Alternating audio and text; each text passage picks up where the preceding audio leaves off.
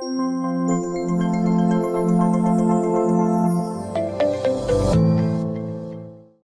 Pennini, Director of Strategy and Content for the Future Minerals Forum. Thank you so much for joining us on FMF TV. It's a pleasure, Ryan. Thank you so much for having me.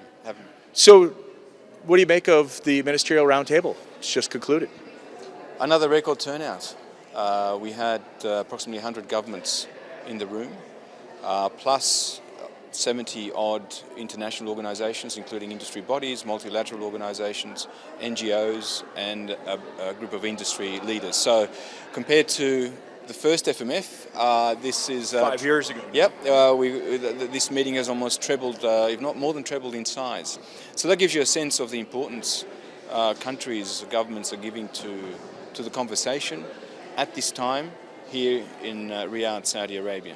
And so what was highlights from the meeting were the importance of collaboration between governments and industry. No single entity can deliver the minerals the world needs on their own. And collaboration is key. You'll hear a lot about that during the next 3 days, 2.5 days. Which is interesting because it's been a big theme over the last year as countries, the United States included, are increasingly concerned about security of supply, and they've been getting kind of more involved in the critical mineral space. Absolutely, and collaboration becomes real at the Future Minerals Forum because we have identified the priority areas for action. This is on the back of previous ministerial roundtables. We've been doing work over the past 4 years on a set of initiatives, including around sustainability, capacity building, that covers infrastructure, talent development, as well as sustainability, looking at transparency and enhancing responsible supply. Yeah. So mining is a very complex industry. The world is racing to secure these minerals. They are required in huge numbers. Some minerals you need an extra 400% of to meet demand. The drivers include the energy transition, but also the digital revolution, data centers, everything to do with new technology, the equipment as well as the energy to power it. And more recently, of course, security. And that's requiring a greater number of minerals, more diverse range of minerals, some challenging to access.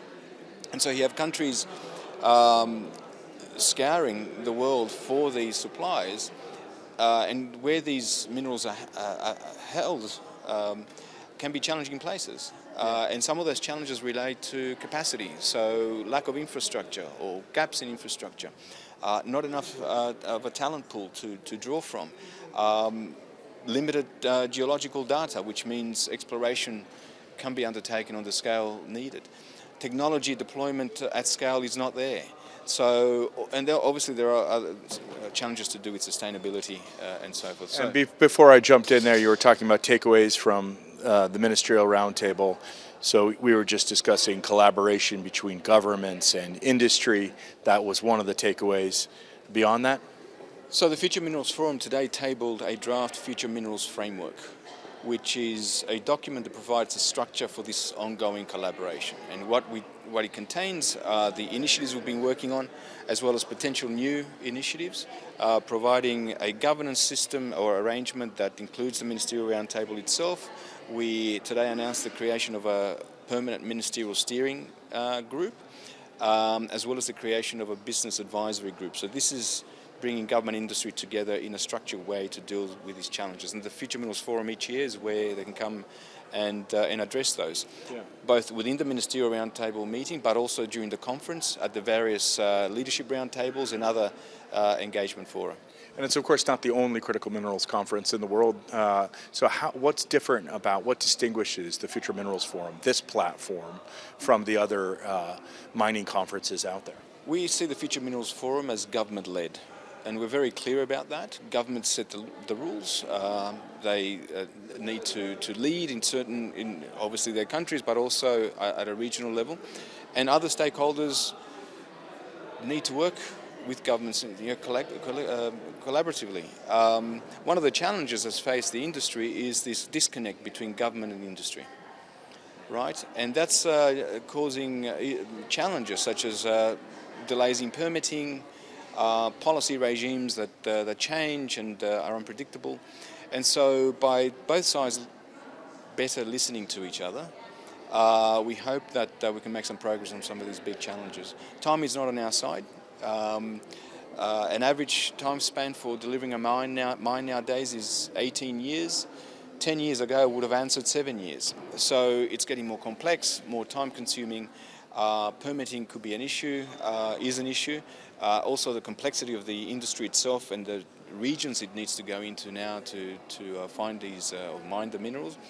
It just heightens the complexity of overall, which means that policy has to be looked at, the way mining is done needs to be looked at, and it's not just mining, it's processing and the downstream as well. If I think back on 2025, what's happened since the last FMF, I mentioned security of supply as a big topic, government's getting more involved. Another big change in the world that people like to talk about relative to critical minerals is the polarization, sort of.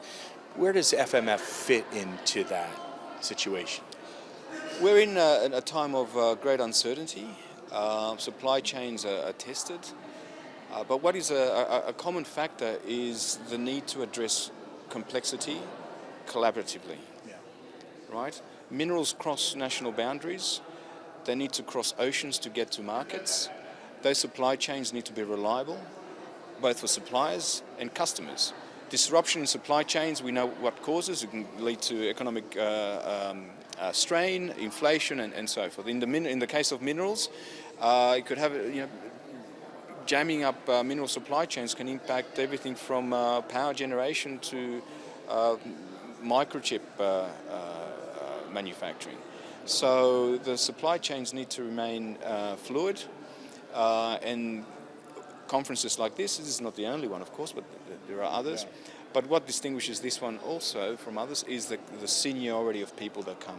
Yeah. We get the CEOs, the chairs, the ministers from around the world coming to tackle challenges. Yeah.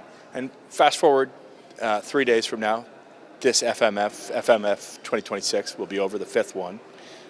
What's next? Where does this go? So we are positioning this FMF as the dawn of a global cause.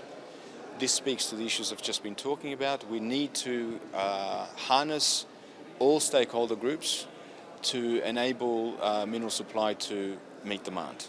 So this is about creating coalitions.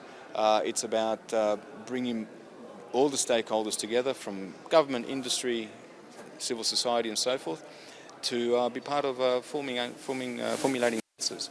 And in the meantime, we are progressing the work we began 3 years ago. New ideas will come up, new initiatives will emerge, and we will tackle those as well. Aldo Pennini, thank you so much for It's a pleasure. joining us on Thanks, FMF Ryan. TV. Always. Thank you. Thank you.